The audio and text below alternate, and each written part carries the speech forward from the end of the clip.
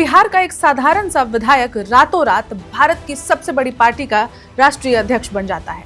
एक ऐसा व्यक्ति जो शुरुआत में बिहार विधानसभा के एक सामान्य विधायक थे और अचानक बीजेपी के नेशनल प्रेसिडेंट बन जाते हैं। प्रधानमंत्री खुद उनके पक्षधर होते हैं। ये कहानी सिर्फ राजनीति नहीं है, ये एक ऐसी घटनाक्रम है जो सत्ता, सियासत और शक्ति की एक नई पहलू दिखाती है। आज हम बात करेंगे नितिन नवीन की, जिन्हें निर्विरोध रूप से बीजेपी का राष्ट्रीय अध्यक्ष चुना गया है।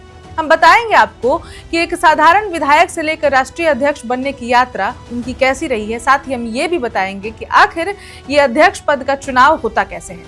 नमस्कार, मेरा नाम है ऋचा और आप देख रहे हैं वन इंडिया हिंदी। नितिन नवीन की कहानी साधारण से शीर्ष तक। कौन है नितिन नवीन? सबसे पहले तो इस पर ही आपको हम बता दें। नितिन नवीन बिहार के पटना शहर के बांकीपुर विधानसभा क्षेत्र से 5 बार विधायक चुने जा चुके हैं। वे बिहार सरकार में मंत्री भी रह चुके हैं और पार्टी संगठन में लंबे समय से सक्रिय रहे हैं। उनके पिता भी एक वरिष्ठ बीजेपी नेता रहे हैं, जिससे उन्हें शुरुआती राजनीति में आधार मिला। उभरता नेतृत्व। 45 वर्ष की उम्र में नितिन नवीन को अब बीजेपी का राष्ट्रीय अध्यक्ष चुना गया है। सर्वसम्मति से चुना गया है क्योंकि उनके पक्ष में सभी 37 नामांकन पत्र प्रस्तुत किए गए और किसी अन्य उम्मीदवार ने चुनौती ही नहीं दी।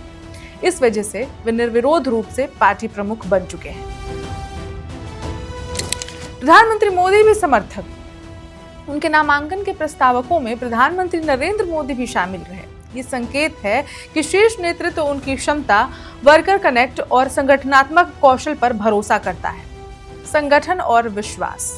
पार्टी के वरिष्ठ नेता जैसे जेपी नड्डा, अमित शाह और राजनाथ सिंह भी नितिन नवीन के समर्थन में रहे।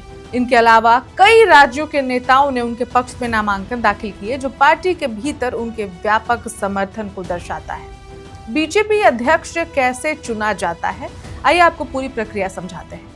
सबसे पहले इसमें चुनाव प्रणाली। बीजेपी का राष्ट्रीय अध्यक्ष सीधे जनता द्वारा नहीं चुना जाता, बल्कि निर्वाचन मंडल यानी कि इलेक्टोरल कॉलेज द्वारा चुना जाता है, जिसमें पार्टी के राष्ट्रीय परिषद और राज्य परिषद के प्रतिनिधि शामिल होते हैं।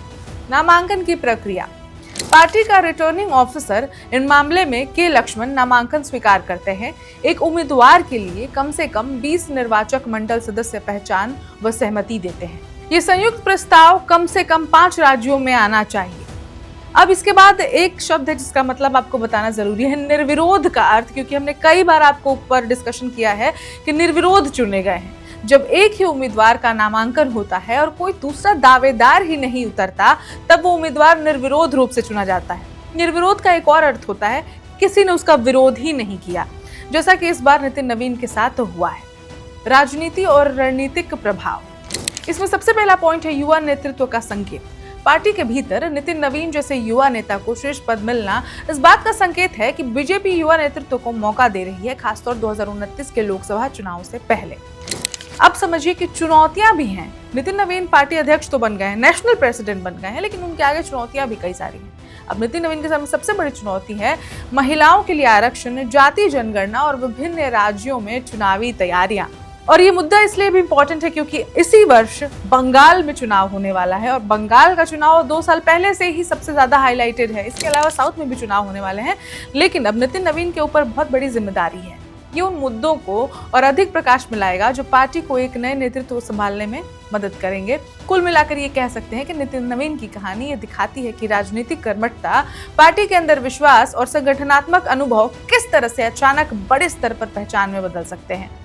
जब देश की सबसे बड़ी पार्टी का अध्यक्ष पद निर्विरोध मिलता है और प्रधानमंत्री स्वयं पक्षधर होते हैं, तो ये न केवल एक नामांकन की कहानी बनती है, बल्कि राजनीतिक युग की एक अलग शुरुआत भी बन जाती है।